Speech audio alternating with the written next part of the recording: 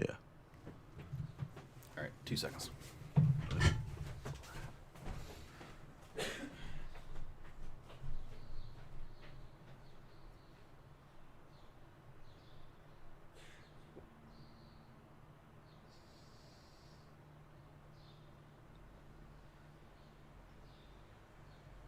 Hello.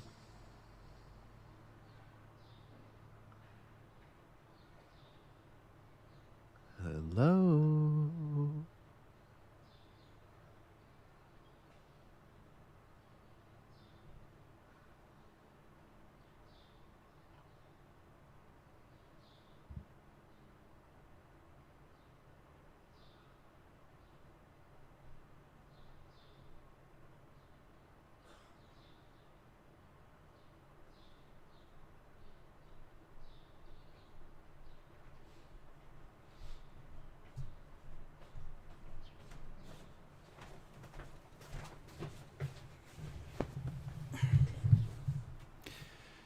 Did it work? It's working. Nuh-uh. CC. Yes. Well, that's very exciting. Okay. All right.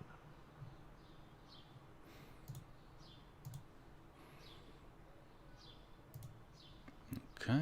Yep.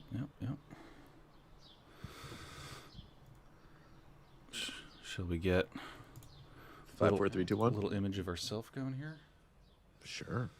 Should we get 5, 4, 3, 2, 1? So much tech going on here. Holy shit. All right, you want to blast a link to the Twitter? Yeah, let me bring it back up. 3 people are watching. That's awesome. Hey guys, holler at your boys at Sherbois. Yeah, get in that chat. Holler at us. All right, you want to do 5, 4, 3, 2, 1? Yeah. Just make sure.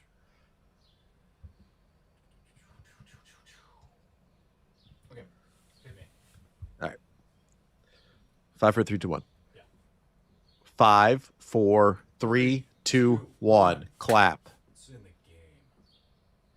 On today's episode of the Glue Guys, we are going to discuss the Nets' possible first-round playoff opponents. There's 2 possibilities, the Boston Celtics and the Washington Wizards. We'll talk about that. James Harden's return, we saw that in action. And so much more about how we're feeling right now about the Brooklyn Nets heading into the 2021 NBA playoffs. Welcome back to the Glue Guys. This is Mike here. Say hello, Brian. Check us out on Twitter at BKGlueGuys, netsdaily.com, The Athletic. Get yourself behind that paywall, theathletic.com. Welcome in the YouTube audience. We are live on YouTube right now. Appreciate everyone that's there. Jump in if you're watching us on YouTube. Jump in on that chat. Get crazy and wild. We'll start taking some of those. Yeah, go crazy. Say awful stuff. Whatever. However to get rich quick, you post that in the YouTube chat, please. Just Google Fournier. Google his last name and something great will come up. Brian, how are you? I'm good, Mike. I'm good. I'm fired up. We're about to get things are gonna get interesting, Mike. Wow. This is really your show, I feel like. This one is gonna be I feel like I'm just gonna set aside and let you do a lot of talking because there is never going to be a time where your intersection of basketball interests are more closely aligned than well potentially it could be if the Wizards actually beat the Celtics in this Yes. play-in thing. Then it'll be slightly more aligned, but still. Oh, I thought you were going to finish with the point. I was like a cliffhanger. I was like, what is he going to say? He's going to say something great here. Yes, I grew up a Wizards fan, which probably people love to hear when I talk about that. I grew up to be a Wizards fan, and I still deeply appreciate the Wizards, Russell Westbrook and Bradley Beal. I got to say, it was a weird feeling. Yesterday in the NBA was a fantastic day. And the day would have been fantastic if we didn't have the play-in.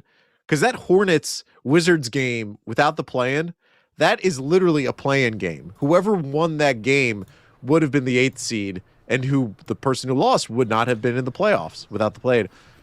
so intriguing. You cared about the Lakers game last night. You cared about the Golden State Warriors, what they were doing, and Steph Curry. But from a Nets perspective, Bri, and I don't know if you feel this way, it was there's a little fear, right? I don't know how much fear. I don't know how to equate it to a movie, a film. Okay. There's a little fear of this Wizards team. If you're any team, if you're the Sixers, if you're the Nets, obviously the Bucks won't play them. The Wizards are a little scary. Yeah. They're a scary wizard. They're Snape-ish, if you will. Yeah. Is that the scary? Because they're not Voldemort. They're not Voldemort. You know, Snape-ish isn't scary. It's just like, he's like, you're definitely evil. Just shut up. Stop pretending to not be evil. That's the thing with Snape. But then he doesn't become evil, I think. I don't know. I didn't read those books. Oh God, Brian! What kind of a reveal at the end of those books? What Snape really is doing? Snape is basically like if someone was in love with Melinda French Gates all these years, right? But wasn't Bill Gates. Okay. And then finally, at the last minute, right now, swooped in and swooped off Melinda French Gates off her feet. That would be Snape. But except Snape didn't have that opportunity. So. That was great. That was an excellent summary, and thank you. And really all Harry Potter that. fans are like, that's not true. What was just said was false. I appreciate that false summary. Yes. I'm obsessed kind of with the Gates. I'm a child of divorce, so all divorce I enjoy. That's the thing that's piquing your interest, huh? The Gates. The Gates divorce is tasty. It's tasty in a way that the Bezos divorce wasn't really. It's got some meat on it. Yeah. Yeah, it's got more meat on it. Sorry, by the way, my coffee cup's green. So your green screen internet. What kind of scary? So my understanding, I didn't watch much Wizards basketball this year. You know, yes. I didn't get off the couch to go Shame on you. pursue that. My understanding, correct me if I'm wrong about my understanding of what is scary about the Wizards. Basically, that chaotic good, like lawful neutral thing. The way that I sort of love when you go in these directions. The way that I sort of see the Wizards is like on the chaotic good side, right? Like it can just it's just like they are a root-worthy team. They're trying to do the right, but they have chaotic pieces that can just kind of like sometimes just be excellent enough to win games. But that it feels like it's basically like Russell Westbrook and Bradley Beal are just like trying to catch fire every night. Am I incorrect about that assumption? Is there something more strategic going on? Yeah. It's just the two men, Russell Westbrook and Bradley Beal, like Lethal Weapon, just two men causing havoc in a larger system. Can't really work with partners, can't work with Chris Rock when they bring him in, or Joe Pesci when they bring him in. It's really got to be Mel Gibson and Danny Glover. And, of course, Russell Westbrook is Mel Gibson, if we're going to pick either of the two. Fair. Danny Glover is Bradley Beal. Yeah. I'm too old for this shit. And so like there's this weird thing that's happening, right? So if you look, I love cleaning the glass. If you go and cleaning the glass, one of my favorite things to do is just look at the previous 2 weeks. Okay, so you can see how good a team has been defensively compared to the rest of the league, or offensively compared to the rest of the league. And the Wizards, the traditional thought is that the Wizards are terrible defensively, that they are horrific. They're actually middle of the pack at this point defensively within the last 2 weeks. I think the Wizards are like 17-4, something crazy like that within the past 21 games. Sure. That could be wildly off, but they're doing really well. Sounds right to me. The thing, and so this is evolving, this conversation, into a who do you want first round matchup.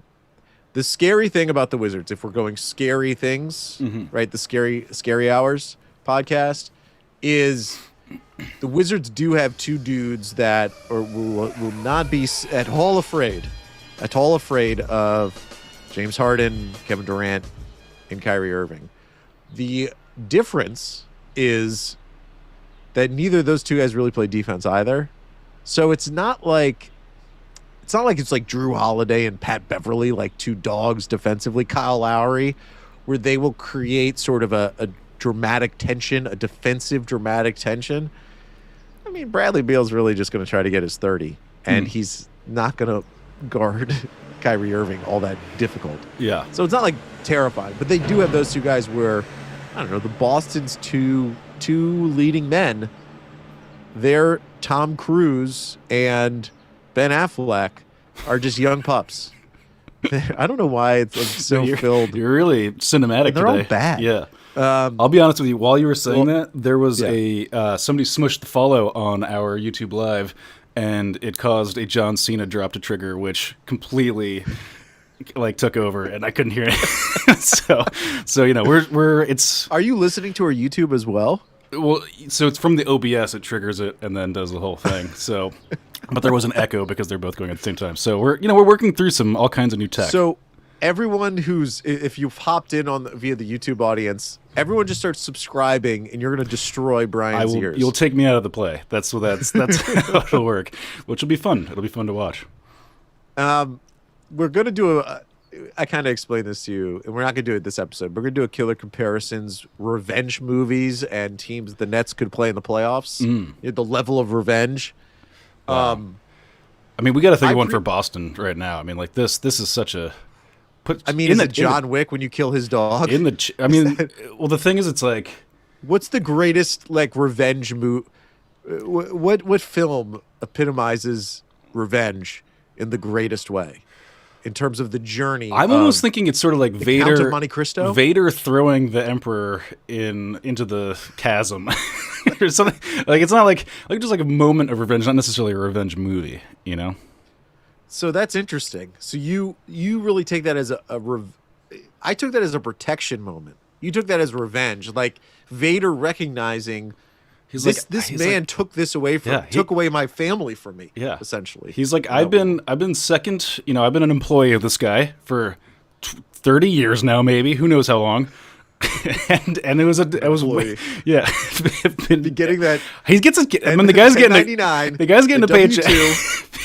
Was he freelance or was he? Did he get healthcare? He is getting health. I mean, obviously, like he's got an elaborate suit. Yeah, that's going to cost a pretty penny to the company. Union healthcare. This is good. You don't just get that as a freelancer. That's a good right? meme. You don't spur for the chrome black suit if you're not getting that union healthcare. Hell no. So, anyways, Brooklyn Nets. Yeah. Before we dive too much into like the future playoff stuff, we did get some tasty developments, right? Mm-hmm. So James Harden came back. He played with Kyrie Irving and Kevin Durant. Kind of odd minutes. James was being quite passive. Yeah. Did you read into anything about the DNP last night? You didn't? Are you? I know that you're a tinfoil hat wearing son of a gun. How scared should we be? I mean, if you're not scared, then nobody's. I mean, you're the most. I mean, I'm not scared. Okay, yeah, I'm the most terrified of everything. You're the Puxatawny Phil of injury concerns. Oh, there's my shadow. Yeah. must be a torn Achilles. Right. No, I'm not scared. He was sipping the smoothie quite casually on the sidelines. The smoothie to me is an indicator of of feeling confident in oneself. That's true. That's a great point. If you're willing to drink the purple smoothie on the sidelines whilst your feet are kicked up on a stanchion, then I think you're feeling with like a 2-foot straw too. That was a big straw. Well, we have an annual tradition, Brian and I. We usually just save it for the off season, but I think I'm going to move it up into the playoffs. Nets cocktails, where we make cocktails off of, and I'm telling you, I'm making you I can't make you it, but a smoothie. There's going to be a smoothie cocktail this season because the smoothie is so omnipresent in Nets post game, during the game when guys are injured. Are you worried about James Harden's injury? No. Should you be worried? No, I'm not. I just wanted to. I mean, I wanted to check in with my favorite worrywart, and because if you weren't worried, then I'm not worried at all. It's always gonna be the case. I'm actually feeling great. Oh my gosh. About the Nets. Really? Yeah. The concerns sort of. So for some reason I listened back a little bit to our our post Bucks podcast because that was a dark time in Nets lore and it kind of obviously it stinks because if the Nets had shown up better against the Bucks, one, it would have meant something that hey, like the Nets are way better than the Bucks, a team that they will now probably play in the second round. And that first seed was the top seed in the East was so attainable. It was right there for the picking, right? I mean, the Sixers only finished, I think, a game above the Nets to finish the season. the path for the 8th seed or the 1st seed is so much more tantalizing, so much more clear than the 7th seed. I mean, the 2nd seed versus the 7th, then versus the 3 seed in the second round, and blah blah blah. But I was listening back. It's just, even though Harden didn't do anything that great, seeing Harden out there with Kyrie and Durant was like, oh yeah, that that is the ideal of this team, and that should still exist. The one, I mean, that heavily passed around clip of where James Harden's inbounding the ball with just Nick Claxton, and he like whispers a play into Nick Claxton's ear, and the play is basically like, I'm gonna jog the ball up the court. I'm going to pass it to you at the top of the 3-point line and then screen both of our guys who are not going to be expecting James Harden to drop the ball off to Nick Claxton at the 3-point line and have you lefty drive layup this thing in. And it totally works, like, perfectly. And you're just like, this is the genius of James Harden. You know, it's not just that, like, he's this huge orbit, gravity pulling, you know, planet on the court, but he also is just like really clever, just a really clever guy. And just he's the engine. He's really the engine that makes the whole thing work, you know?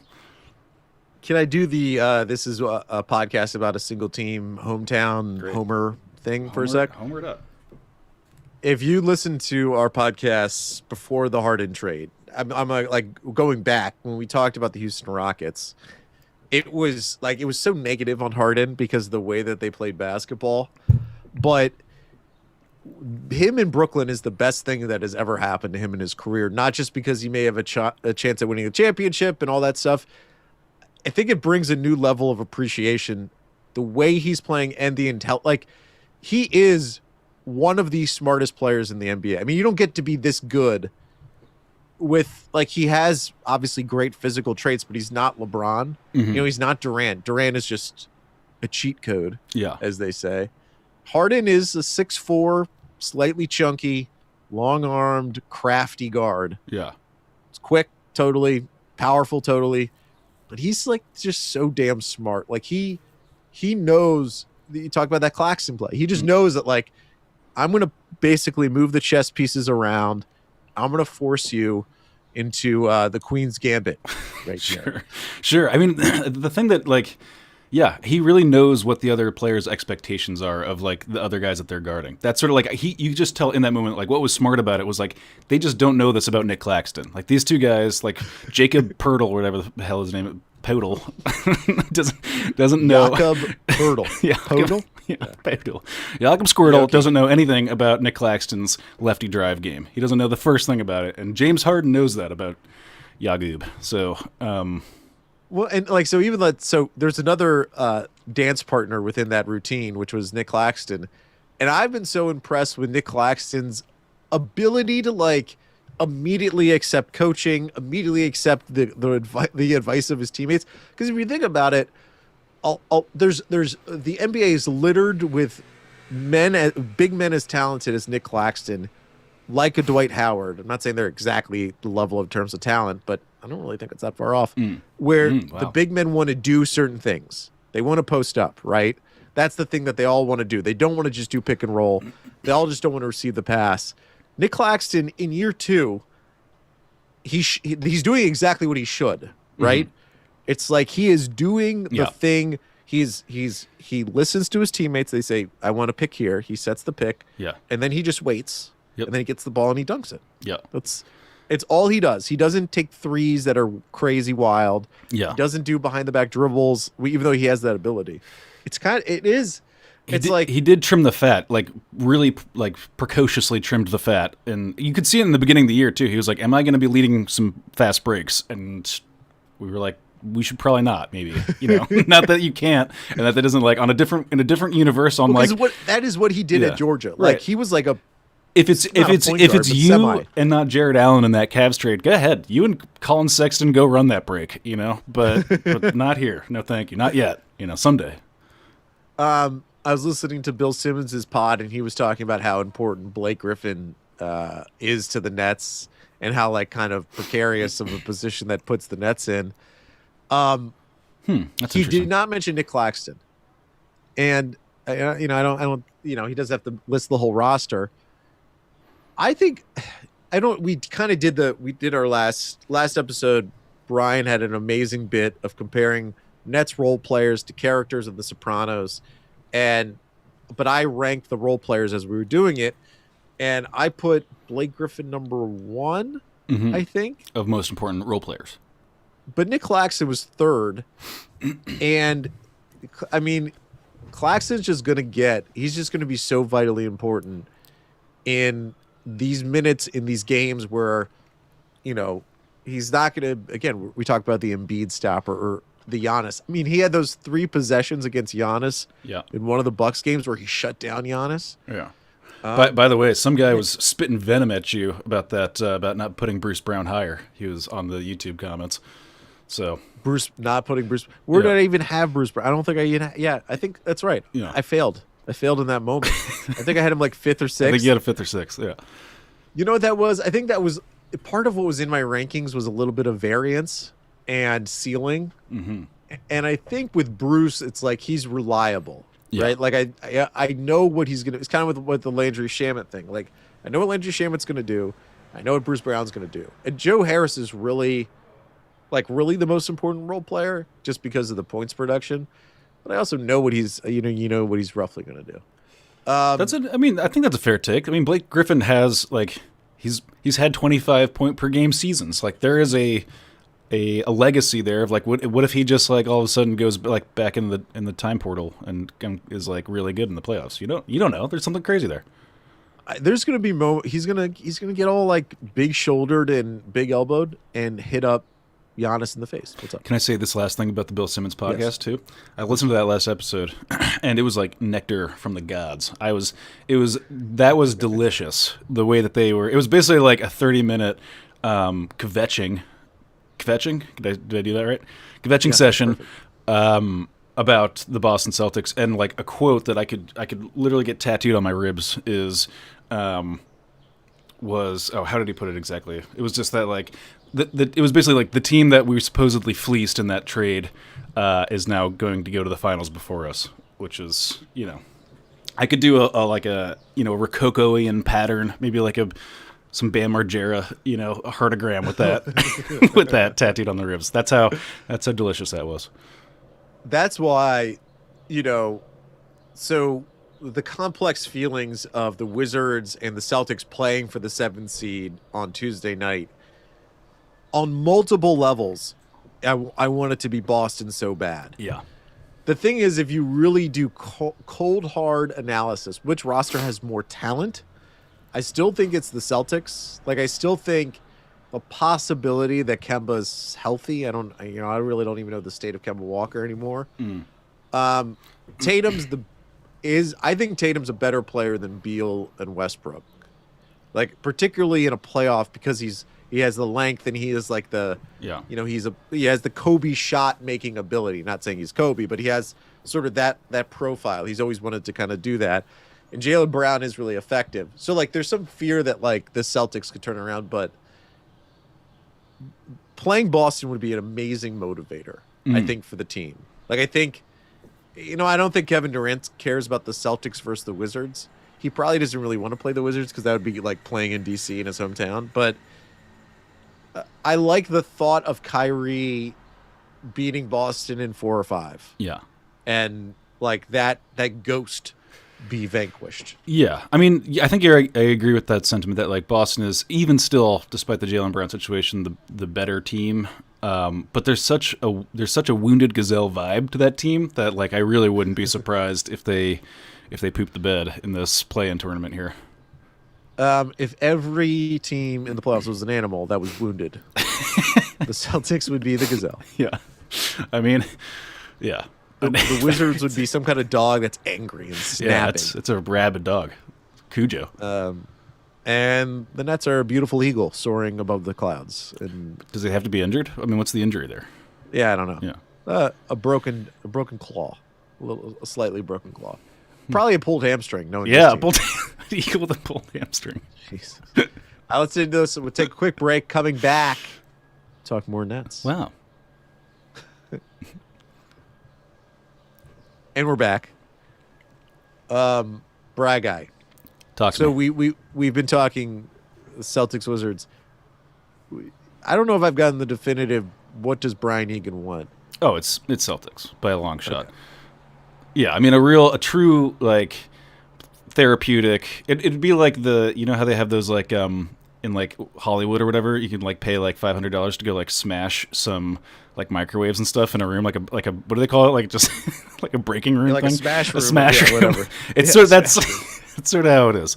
That's for me. Like just like to just completely smash that team, have everybody like fire sale. Only Tatum's untouchable. Start hearing those types of rumors.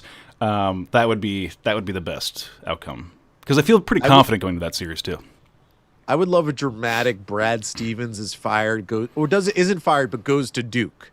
Like Coach K retires, Brad Stevens comes in and goes to Yeah. Duke, and they hire like Lionel Hollins to run the Well, Celtics. based on what, again, going to the Bill Simmons recent episode, they seem to think, and these guys care about or listen to the Boston Celtics news ecosystem a bit more than I do. That Brad Stevens is still untouchable. Like they're like all these memes about Stevens getting moved it's not real. So Yeah, and like just to go, like Indiana University offered Brad Stevens something like $10 million a year recently, and he turned it down, and that's why Mike Woodson's at IU. Yeah, I mean, from like a pure basketball perspective, taking out emotions, taking out sort of the nice storylines, it's still tough for me to think about who would be the better matchup. I mean, because if you do look at it, the Wizards beyond Beal and Westbrook, they have like a nice rotation of bigs, Alex Len, Robin Lopez, and Daniel Gafford. Like that's like a nice threesome, but that has no effect on the Nets. Like those guys aren't Jonas Valanciunas. Like Valanciunas level big, the Enes Kanter big, the Nikola Vucevic big are guys who can score down low and kind of create havoc. None of those three bigs on the Wizards can really do that. I mean, they're pick and roll guys. They're kind of relying on other players to do what they need to do. So the strength of the Wizards bigs, which is not even that strong, doesn't matter for a Nets series. The rest of the roster's horrible. Like, who's Davis Bertans? Who would he guard? He'd have to guard Bruce Brown, and Bruce Brown would make Davis Bertans regret Oh my gosh. every second of his life. What a fun thought. The Bruce Brown, Davis Bertans battle. That's an amazing thought. I hadn't even considered that. And so I think it's like it's the top line of Westbrook and Beal, which they could go off for 65 combined a night, with Westbrook getting 15 assists and 10 rebounds every night. And the emotions of Westbrook versus Kevin Durant, like that, and obviously James Harden, but more Westbrook and Durant. But I think if I did the whole like player X on all this whole roster's player X and this whole roster's player Y, and I just looked at the stats, I didn't think about the emotions of it. Boston's the better team. They haven't been recently, but I think Boston has more talent. I don't know. I don't know if it's that significant. Do you? Yeah. Does that make sense to you, or do you think it's like Totally. I mean, I think it's an interesting question because I feel like they're kind of polar opposites. Like, Boston's on the decline, but it's like still a very real, like well coached, a franchise that just does well at these types of things and has done at the highest level for a very long time. The Wizards are like pretty excited about their like meme status and their ability to like rattle off a bunch of wins just off of like, hotter than fish grease moments from their two from their two stars. But that's not infrastructure there. They're just riding a crazy night. They're just having a crazy time and enjoying every second of it, and it's super fun to watch and be a part of. I'm sure. But it's not like infrastructure reliable. The bones of the thing are not really as like threatening ultimately. Like, and again, I don't think like Brad Stevens and that team has what it takes to like 5D chess a win in the 7-game series against the Nets. Like, I'm not really worried about that. But if we're talking about percentage chances, it's like, I guess it's like I'll put that like 10% of like they just have a real coaching staff and a real, a sort of just been doing this at an elite level for a while. Yeah. I mean, there's parts of that team health is such a strange thing with the Celtics, but just like I don't even know. Like Kemba Walker's been out with this neck injury for the past few games. Marcus Smart has been out for just a couple of games. I don't even know where Evan Fournier is at this point. Like I feel like that trade, like everyone got, not everyone, but people got excited for the Evan Fournier to Boston trade. It was only like second round picks and all that stuff. But he's feeling significantly better after a vaccine shot. I'm reading about Fournier had some COVID stuff. But if all healthy, like if all playing, Walker, Fournier, Brown, Tatum, and whoever's at center, and then Marcus Smart coming off the bench, or Marcus Smart starting, and is a way better team than the Wizards. But the Wizards have the momentum. They have the emotion. It is Durant playing in DC in that series. It's Durant versus Westbrook. Bradley Beal, the Nets had tried to trade for, reportedly, Bradley Beal like multiple times. And, the Wizards were just like, we're not going to do that right now. So there's sort of like all that cross mixing and matching. If I'm being real with you. Yeah, get real.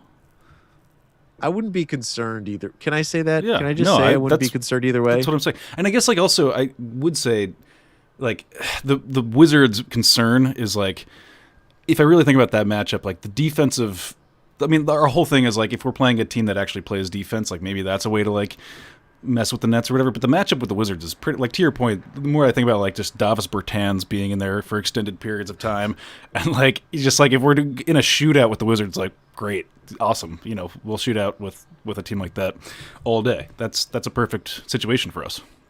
Yeah, I think the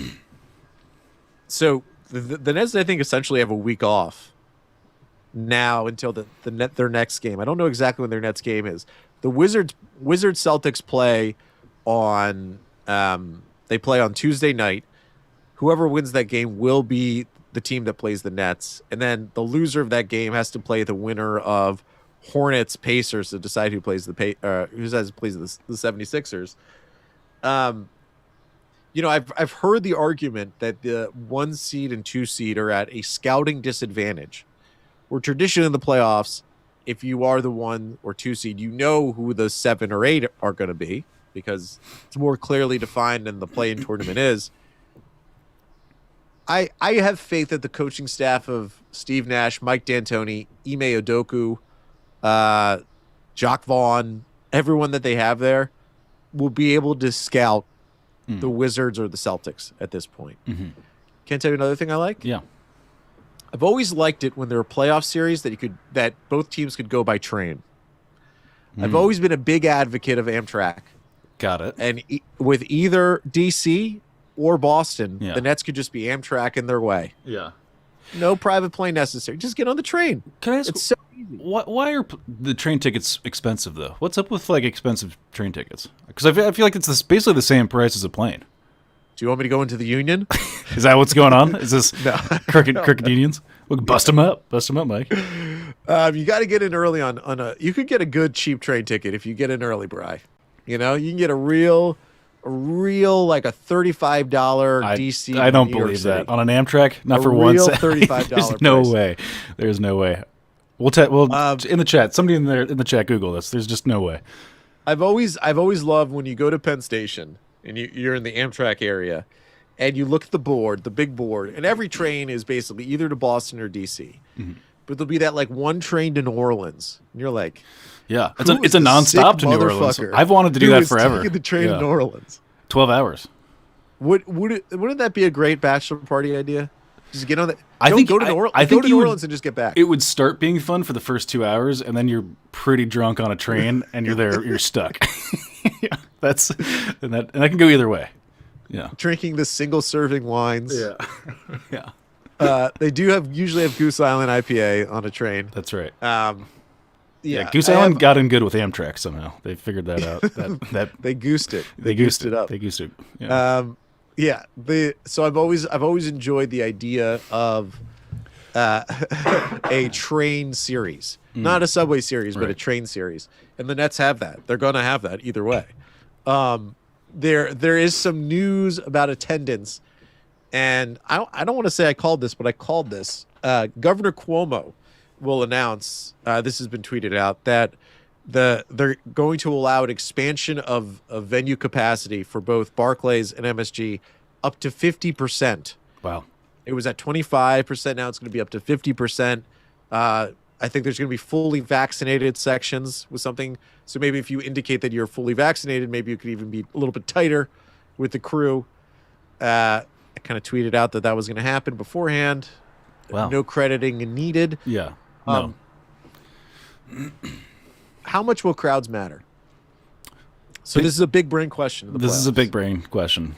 In general, how much I would like to see, just like this would be a really fun season to kind of try to deconstruct that with some deep analytics. I don't know exactly how you would model that out, but it's been a pretty unpredictable season analytics wise. I'm wondering, like, I mean, you can't. The problem is there's no control, right? You can't just. There's been so many other variables that like just the not having crowd it's a wash. You can't control for it. But I mean, you can. So this doesn't work, but you could go back to the bubble games, right? Because there was no crowd, and teams were shooting at an extremely high clip. But those are the best teams. I mean, those are the best half of teams in the NBA because the Pistons weren't there, and the Cavaliers. Like, so the bad teams weren't there. The bad shooting teams weren't there.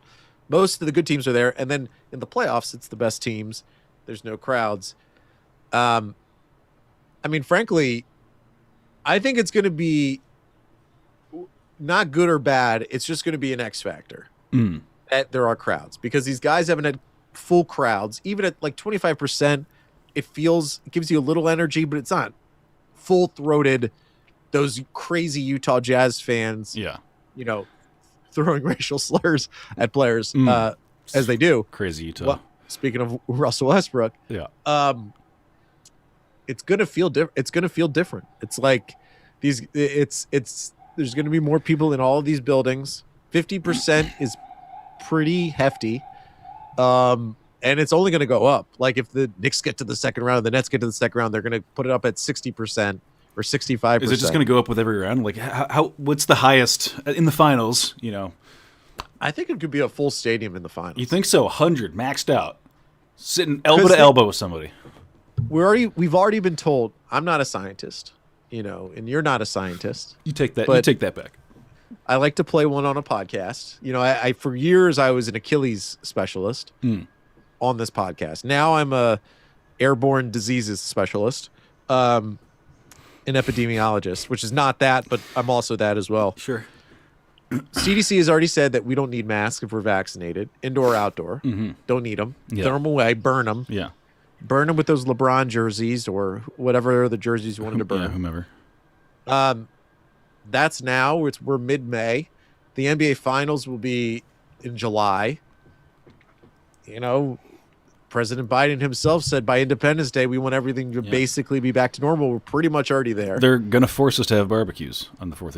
It was a government mandate to have a barbecue there. Actually, it was funny because I went to a bar for the first time, like just solo, like weird, weekday bar situation. I had to be out of the house because boring story, anyways, because there was Zoom meetings going on in the house. So I went out, had a couple by myself, and I was just sitting at the bar. It was like another guy sitting at the bar. And there was a funny moment where it was like, are we going to meet a stranger? It's like, I haven't talked to a stranger in a year, sure. And we had to do like should we talk? It was kind of a funny, it was a meet cute. It was a meet cute. We did. His name was Anton. He started a moving company. He's crushing it. Shout out to Anton. Yeah, that bar, I went into a restaurant, you just look around at people and you're like, hey. Yeah. Look at us. Look at us. Look at this. We're just around each other. Yeah. But I've already seen, like, how much distance people usually keep on the sidewalks, the masks on, 6 feet of distance. Yeah. I've already begun to see more and more, like, conflict. Oh. Masks off, people bumping into each other, the person texting on their cell phone, bumping into the person in rural Maryland, this is going on? In urban Maryland. Urban. In rural Baltimore, this is happening? Bethesda. Yeah. Bethesda. The well-heeled Bethesda. Got it. I did see it happen. I was like, we're back, baby. America's back. Yeah. We're yelling at each other on the sidewalks. Nice. I think it's going to be full. I think it's going to be full tilt. The dog pound is up and operational. If the net, so I don't want to bring this too too full circle, but if the Nets or the Knicks are in the NBA Finals, there happens to be a governor who seemingly has liked to govern via distraction since a lot of these sexual harassment stories have come out about him. Yeah. He does these announcements that are exciting because he wants to hide from the other news. Yeah. I could see that type of person saying, "Hey, let's open up these stadiums to full fans if the Nets are in the NBA Finals or the Knicks." Right. Just for that reason. Just for that reason. Yeah. And then you and I will be there. You and I will be sitting. I've always wanted to do a live pod right at the mouth of where people come out of the subway. Yeah. I want to be in the way of an escalator. Like I want to be sitting right there getting yelled at. Well, we've been Twitch streaming the games, and I thought a fun part of it, they would never let this in the Barclays Center, but like the way that you can like IRL stream is you have this like backpack that has your like server in it basically, and then you're just like using your phone to stream yourself. Really? But the thing is that backpack that'll trigger it just looks like a bomb. It basically is a bomb. So they'll never let that in. But that's the dream. That's the dream. We'll get a special press pass for that, Mike. You'll work on that. Absolutely. Yeah. I feel pretty good about where our podcast is right now. Is there anything else you want to hit before? Is there anything else? I mean, we should mention the Spencer Dinwiddie news. We haven't. I mean, it's been out there long enough that I feel like the takes have been had. But Spencer Dinwiddie told Forbes that he hopes to return to play in June, and that he wants to remain a Net, but that he is going to opt out. Those are 3 bits of news in one sentence. The part that he wants to return in June, I think he said mid-June exactly. You and I have been cataloging this all season long. We think he's going to come back. If it's mid-June, that could probably, I think that's conference finals time. Yeah. That would be a matchup against, whether the 76ers or, I don't know, the Knicks or the Hawks. That was a dense article. There was a lot in there. He's launched an NFT platform. There's that. There's a whole bit in there. Shout out to that. What's the name of it? Galaxy? Something like that? Galaxy, yeah. Galaxy. Shout out to Galaxy. There's that going on. There's also the part in it was like, I want to play for the Nets. I hope they pick up my bird rights. Also, I'm underpaid. So there's a little bit of he's definitely begun the negotiations, in spirit, if not in praxis. I don't know what's going to happen there. Yeah. The quote is, if Brooklyn wants to use my bird rights and sign me, I'd be thankful to be back and be able to go and try to win, hopefully, a second championship. Which is like, yeah, of course you're hope. I mean, we love Spencer. We've been Spencer stans on the show since basically the moment he signed. Yeah. He was one of the first players to appear on the Glue Guys. We had a delightful time with him. Mike will never live down that he preferred Yogi Ferrell for him for maybe a fortnight. Still not wrong. Yeah. Yogi's still got something left. Yeah. Except he has like a goatee now. I don't know if you've seen. So he's like trying to look older because he looks so young. I have not been following Yogi Ferrell closely. You're still plugged in. Yeah. Yeah. There's these. I only have those like player streams, those player only streams you can get if you're on like. I just have League a Pass stream that I watch. League Pass, and you're trying to watch the TNT game and they won't let you, so you're like watching behind the left backboard, following. It's just Yogi. Yeah, picking his nose. Yeah, him and Yagu Squirtle. I don't think there's any. I'll tell Spencer this, and I dearly, dearly love him, but I don't think there's any shot the Nets sign him. I don't think they don't have money. It's nothing to do with okay, here's the thing. If the Nets were to re-sign Spencer Dinwiddie, because it's going to cost a lot of money to do so, it's going to cost at least 15. Spencer's saying 20. I think that's a possibility. He came in at 20. If the Nets do via bird rights, that would show that Joe Tsai is the most committed owner in the history of the NBA, even more so than Joe Lacob and the Warriors, to consistently building. The Nets have the ability. Well, if you don't know what bird rights are, bird rights allows a team that is over the cap to, or I don't know necessarily have to be over the cap. It allows the team that controls this player at the moment to sign him for whatever amount of money they want to sign him for, and it doesn't affect They can be over the cap and do that. Yeah. That's a huge asset to have in a circumstance if you're the Nets when your team has 3 max players and Joe Harris making as much money as he is. And frankly, a couple other guys are making a good amount of money. DeAndre Jordan. If the team, though, would become so expensive and Dinwiddie is a bit duplicative. If, they already have Kyrie Irving and James Harden, you don't really need a Spencer Dinwiddie at that point.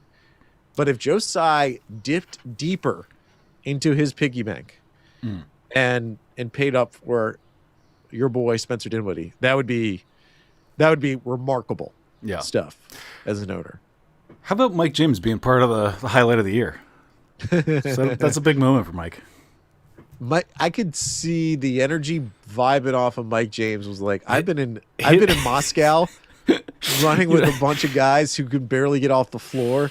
Yeah. And now I'm dishing behind the back passes, off the backboard passes to Kevin Durant. You could see the energy.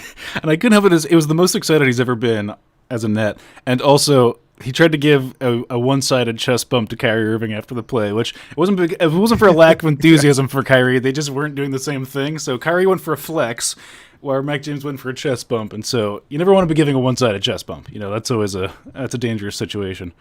The Mike hasn't fully locked in on who wants what in that given moment. Right. Like, Kyrie's not a bump chest guy. This is where I go. This is my level of neurosis, which is I would imagine Mike James after that be like that was such a good highlight, but damn it, I wish that chest bump went off better. That's where I am. Because frankly, the easy part of the play for Mike James is bouncing off the backboard. The hard part is the celebration. It's unnatural to him. I mean, he's steely. That is as emotionless. I mean, that guy, he could moonlight as a stone cold hitman. That's the vibe he gives off. Who, Mike James or Kyrie? Mike James. I mean, both a little. Kyrie gets there. He does a little sideline dancing, but it seems like he has to kind of he's been he knows he has to do it a little bit. It doesn't come as natural. It's not a Theo Pinson pure elation, right?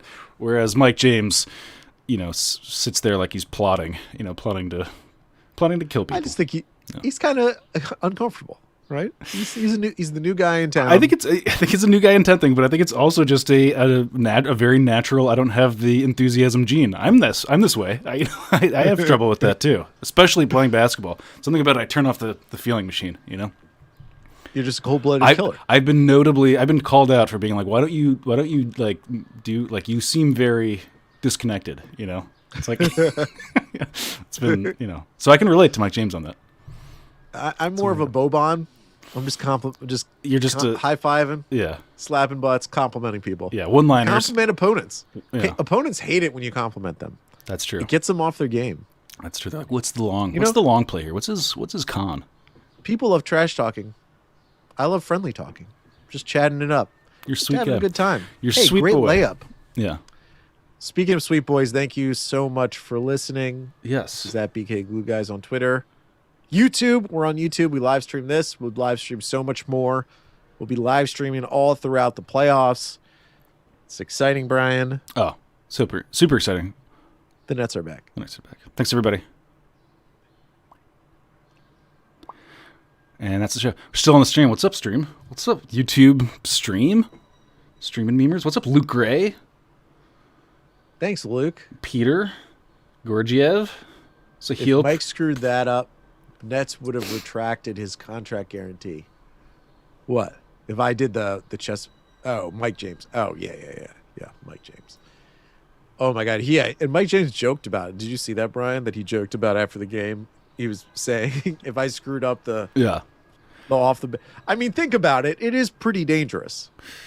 Yeah. The guy you're passing to has a history of leg injuries. Let me turn off the audacity and let's get off the record here, okay? Things are gonna get really crazy on the stream now, guys. BT Dubs, for those of you guys who are still here, we do dirty streams on Twitch of the games, dog. We're gonna be watching that first Wizards Celtics game, 9 p.m. Tuesday. We're streaming dirty on Twitch. Be there, be square. Invite will be in the Discord. It's the coolest. Get in the Discord if you're not a part of the Discord. I know I'm not a part of it. Mike's not part of any of this shit.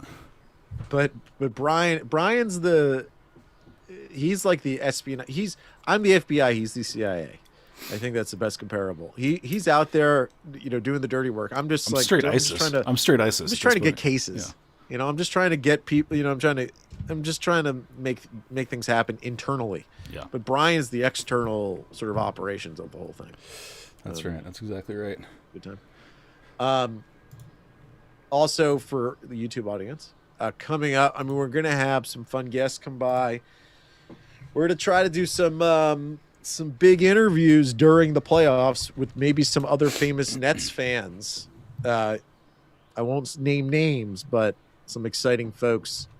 We will, and so this will also be a place where you can watch those interviews. It'll be an exciting place to be. Eddie Beju, I'm going Beju on them. I'm going with a soft G. Shout out to your boy. I'm more nervous that Mike took 16 shots. Guy loves to shoot.